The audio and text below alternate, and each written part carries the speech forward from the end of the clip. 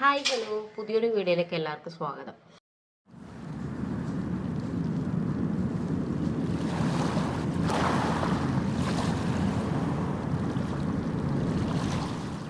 ഇപ്പോൾ തംബ്ലൈനിൽ കണ്ടിട്ടുണ്ടാവുമല്ലേ, ഇന്ന് പറയാൻ പോകുന്നത് പോസ്റ്റ്മോർട്ടം ഡിപ്രഷനെ കുറിച്ചിട്ടാണ്. ആദ്യമൊന്നും അറിയില്ല, ഇത് കേൾക്കുമ്പോൾ ഇതെന്നാ സാധനം എല്ലാം പോസ്റ്റ്മോർട്ടം ഡിപ്രഷനും അങ്ങനെ എന്നെല്ലാം പറയുമ്പോൾ അറിയുന്നുണ്ടായിട്ട് ആദ്യമായിട്ട്. പക്ഷെ പ്രസവിച്ചിട്ടെല്ലാം കഴിഞ്ഞിട്ട് പിന്നെയാണ് ഇതൊരു വല്ലാത്തൊരു രോഗാവസ്ഥയാണ്. ശരിക്കും പറഞ്ഞ രോഗാവസ്ഥ തന്നെയാണ്, വിഷാദ രോഗം. ആ ഒരു അവസ്ഥയെ കുറിച്ച് എനിക്ക് ഈ ഒന്നാമത്തെ കാര്യമാണ് ഈ ഒറ്റപ്പെടൽ. ആ പ്രസവിച്ച് കഴിഞ്ഞിട്ട് ഈ റൂമിൽ ആരും ഉണ്ടാവില്ല, കുഞ്ഞും അമ്മയും മാത്രം.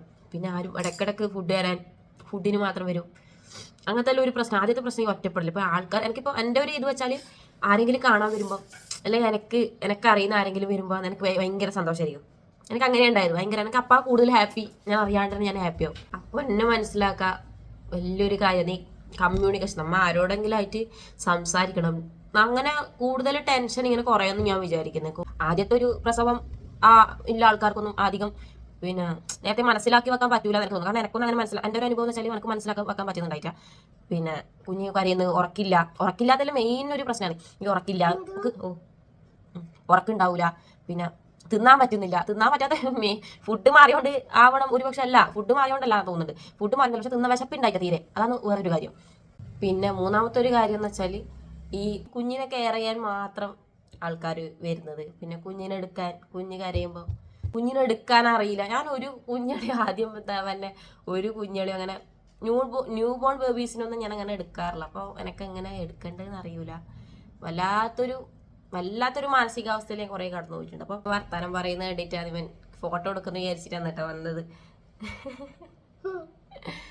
ഒരു 10-45 ദിവസം വരെ ഈ റൂമിൻ്റെ ഉള്ളിൽ ഇങ്ങനെ ഇരിക്കുക. പിന്നെ പുറത്തേക്ക് ചെയ്യാൻ പാടില്ല, ആരോടും പിന്നെ സംസാരിക്കാൻ ആളില്ല, പറഞ്ഞുതരാൻ ആളില്ല. കുഞ്ഞിടക്കിടക്ക് കരയുമ്പോൾ പാല് കൊടുക്കാനിട്ടാന്ന് പറയുന്നത് ഏറ്റവും വലിയ വിഷമമാണ്. കുഞ്ഞിൻ്റെ വയറ്. പക്ഷെ ആദ്യം ആ സമയത്ത് എന്ന് വെച്ചാൽ പിന്നെ കുഞ്ഞ് കരയുന്നത് പാലിന് വേണ്ടിയിട്ടാണ്. അങ്ങനത്തെ ആ ഒരു അറിവേ എനിക്ക് ഉണ്ടായിട്ട് വേറൊരു കാരണത്താൽ കുഞ്ഞ് കരയുന്നൊന്നും സത്യം പറഞ്ഞാൽ എനിക്കറിയില്ല. പിന്നെ ഇത് പറഞ്ഞു തരാൻ ആളില്ല. ഒരുപക്ഷെ എൻ്റെ ഏച്ചി ഉണ്ടായിരുന്നു, പക്ഷെ എൻ്റെ ഏച്ചിയുടെ മൈൻഡ് അതിങ്ങനെയാണ് എന്നുള്ളൊരു സെറ്റ്. പക്ഷെ എങ്ങനെയാണെങ്കിൽ അതിന് ഓപ്പോസിറ്റ് അല്ലേ, അതിന് ഓപ്പോസിറ്റ് ചെയ്യാൻ ഒരാൾ വേണ്ടേ, അല്ലെങ്കിൽ പറഞ്ഞു തരാൻ ആൾ വേണ്ടേ. അതിന് ഇങ്ങനെയല്ല, വെറുതെ ഇരുന്ന് കരഞ്ഞുകൊണ്ടിരിക്കുന്നുണ്ടെങ്കിൽ അതിങ്ങനെ സങ്കടം വരും. പക്ഷെ ആ സങ്കടത്തിന് മാറ്റാനുള്ളൊരു വഴി കാണണം നമ്മൾ, അല്ലേ. ചിലപ്പോൾ തണുപ്പ് അനുഭവപ്പെടുമ്പോൾ ചിലപ്പോൾ കരയും. അതൊന്നും അങ്ങനെ പറഞ്ഞു തരാനൊന്നും ആരുമില്ല, അങ്ങനെ അറിയില്ല. കുറേ ഒന്നും അക്സെപ്റ്റ് ചെയ്യാൻ പറ്റുന്നുണ്ടായിട്ടാ.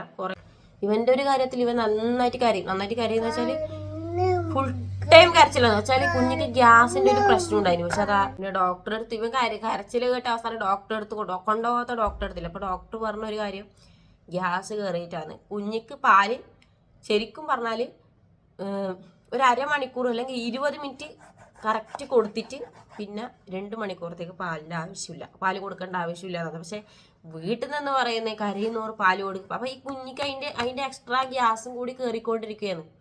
അങ്ങനെയാണ് ഈ കുഞ്ഞ് കരയുന്നത്. പക്ഷെ ഇത് പറഞ്ഞാൽ അറിയില്ലായിരിക്കും. അങ്ങനെയുള്ള ഒരു മാനസികാവസ്ഥ. പിന്നെ കുഞ്ഞ് കരയുമ്പോൾ കൂടെ ഞാനും കരയും. അങ്ങനെയുള്ള ഒരു ഭയങ്കര ഒരു അവസ്ഥ എനിക്ക് ഉണ്ടായിട്ടുണ്ട്. ഈ ഒരു അവസ്ഥ വരുന്നതിന് ഏറ്റവും വലിയൊരു കാര്യമാണ് ഈ ആൾക്കാരുടെ കുറ്റപ്പെടുത്തൽ. അതാണ് ഏറ്റവും കൂടുതൽ സഹിക്കാൻ പറ്റാത്തൊരവസ്ഥ. വരുന്ന ആൾക്കാർ അല്ലെങ്കിൽ ഉഷാറില്ല, പാലില്ല, കുഞ്ഞിനെ നോക്കിയിട്ട് പറയല്. ഈ പറയുന്നവർക്ക് അറിയുന്നില്ല നമ്മ കേൾക്കുന്നതിൻ്റെ ഒരു അവസ്ഥ.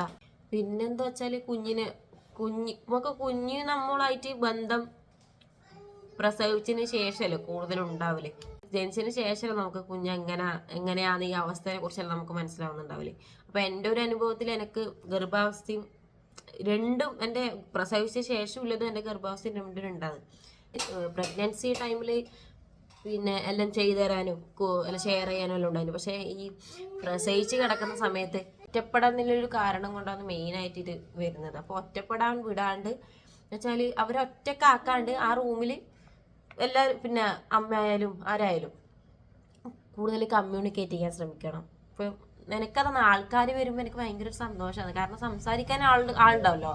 അങ്ങനെ ആ ഒരു സന്തോഷം എനിക്ക് ഉണ്ടായിട്ടുണ്ട്. പിന്നെ ചിലവർ പറയും എന്തിന് ഇപ്പോഴേ പോയത്, അതുകൊണ്ടല്ലേ ഇങ്ങനെ ആയത്.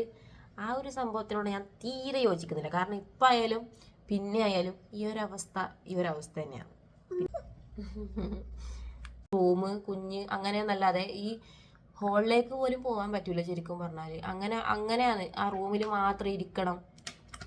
അങ്ങനെയെല്ലാം ഒരു ഭയങ്കര ഒരു ബുദ്ധിമുട്ട് എന്നെ സംബന്ധിച്ചിടത്തോളം എനിക്ക് ഭയങ്കര ഒരു ബുദ്ധിമുട്ടായിരുന്നു. എനിക്ക് ആവുന്നേ ഉണ്ടായിട്ടാ.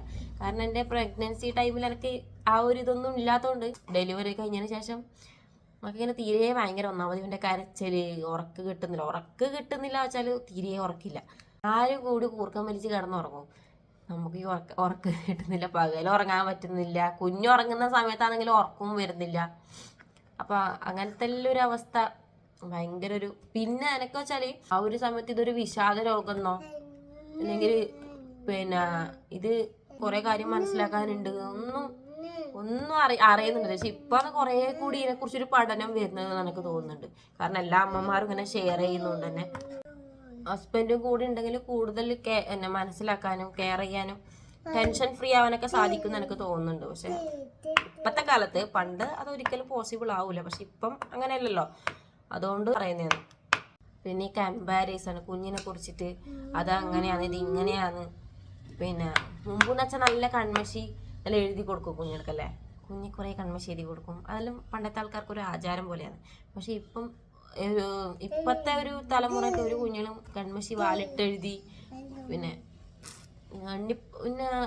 എണ്ണാൻ പറ്റുന്നത്ര മാത്രമേ ഉണ്ടാവുള്ളൂ. പക്ഷെ കൂടുതൽ ആൾക്കാർക്കും ഇഷ്ടമല്ല കേട്ടോ. അപ്പൊ നമുക്ക് ആദ്യം മുതലേ ഇഷ്ടമല്ലാത്തൊരു കാര്യമാണ് ഈ കൺമഷി എഴുതി കൊടുക്കല്. കുഞ്ഞിന്റെ കണ്ണിന്റെ ഉള്ളില് ലഡ് ആ കരിയെല്ലാം കണ്ണിന്റെ ഉള്ളിലാവല്, അതെല്ലാം പൗഡർ ഇടുന്നതൊക്കെ ഭയങ്കര ഒരു ഇറിറ്റേഷൻ. പക്ഷെ ആദ്യ സമയത്ത് നിർബന്ധപൂർവ്വം കുറച്ച് ഇടും എന്നല്ലാണ്ട് പിന്നെ ഞാൻ തീരെ ഒഴിവാക്കിയൊരു സാധനം ഈ കൺമഷി ചെയ്തല്.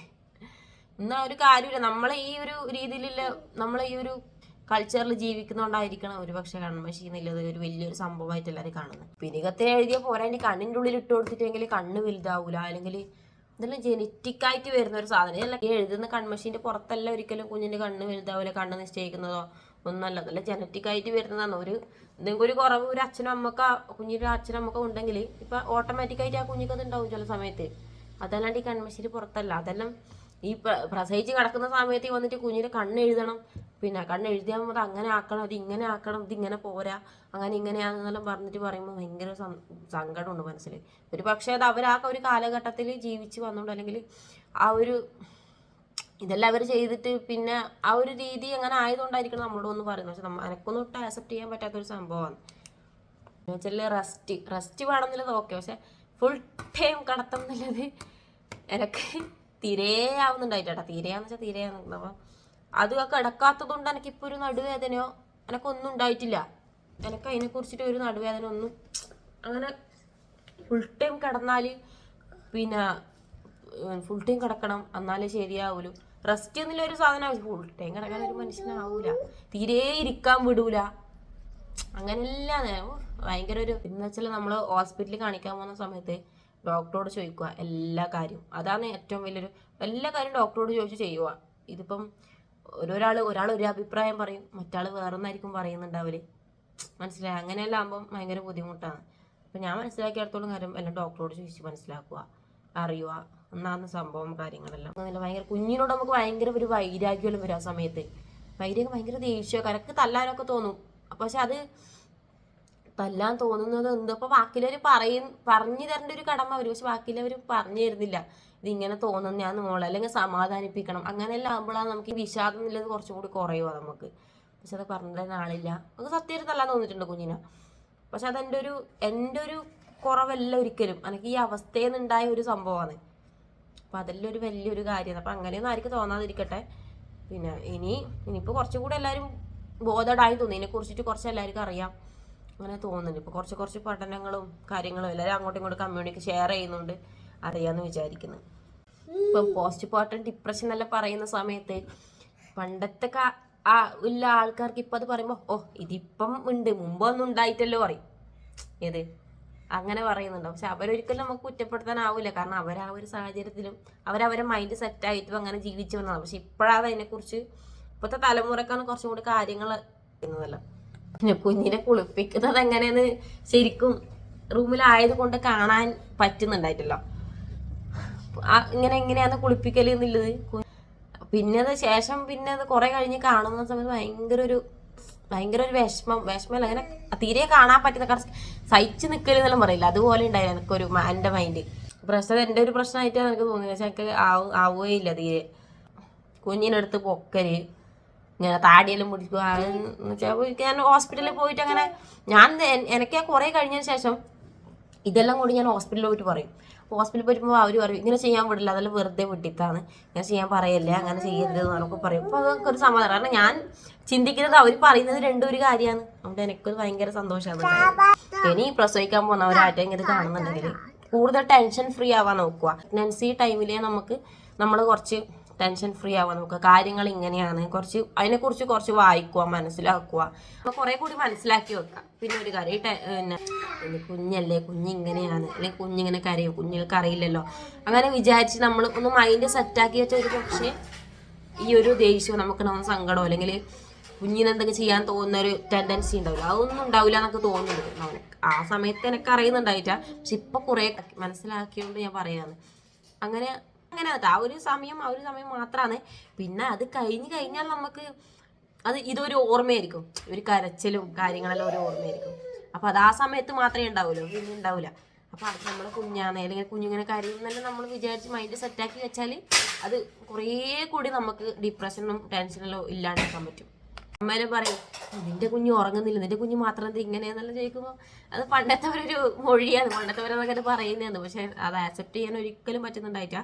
പിന്നെ അപ്പം ഞാൻ ചിന്തിക്കുന്നത് എൻ്റെ കുഞ്ഞ് മാത്രം എന്താ ഇങ്ങനെ, അത് വെച്ചാൽ എൻ്റെ ആ ഒരു സ്റ്റേജിൽ നമ്മൾ ചിന്തിച്ച് പോകുന്നതാണ്, എൻ്റെ കുഞ്ഞ് മാത്രം എന്താ ഇങ്ങനെ. അപ്പം എനിക്കെൻ്റെ ചേച്ചി കുറച്ച് പറഞ്ഞുതരാൻ വേണ്ടി എനിക്ക് എൻ്റെ ചേച്ചി ഉണ്ടായിട്ടുണ്ടായിന്.